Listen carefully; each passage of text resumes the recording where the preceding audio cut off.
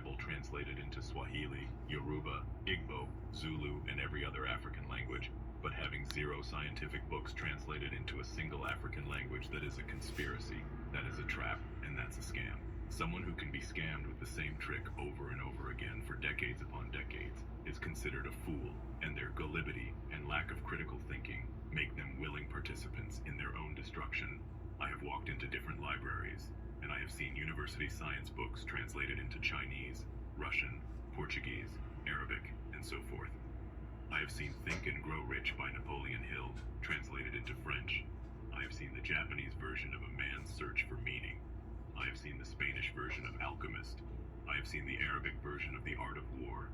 All these books, I have seen them in various languages, but none in any African language. An African child is sent to Arabic school just to learn Arabic, so that he can read the word of her supposed creator, while the Arab prays and learn in their own language. African child learns and pray in other languages. You will find churches in Africa where the English became preacher would have a native translator next to them doing the translation.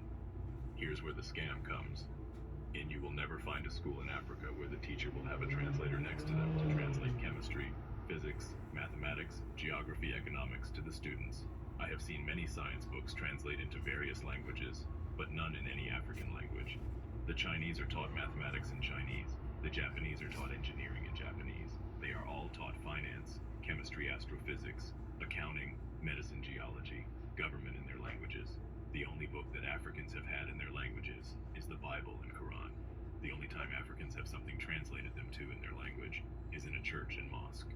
The black African wretched of the earth is the only member of the human race who has been brainwashed to think that his ancestors bequeathed him with a curse that has prevented home from attaining his goal and desires. Almost every misfortune he encounters on earth is the fault of some ancestors who must be bound and cast in the fire of the Holy Ghost. The white people don't have terrible ancestors. The Arab that enslaved Africans for 700 years don't have wicked ancestors. No member of humans race has wicked ancestors who have done terrible things. No, it's only the black Africans. Black Africans are the only member of human race that will sit down, write a movie script to mock or belittle his or her heritage, or her heritage. In Western world, Xmas is the biggest festival. Christmas stemmed from both the Roman paganism and Roman cultures. The biggest festival in Arab world is Eid al-Fitr. The biggest festival in Israel is Pesach.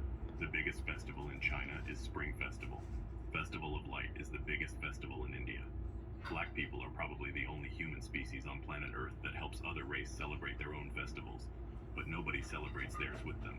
They generally believe their own ways are inferior. Therefore, it's hard for them to evolve the beautiful things their ancestors left. He belittled the ancestors who gave him life.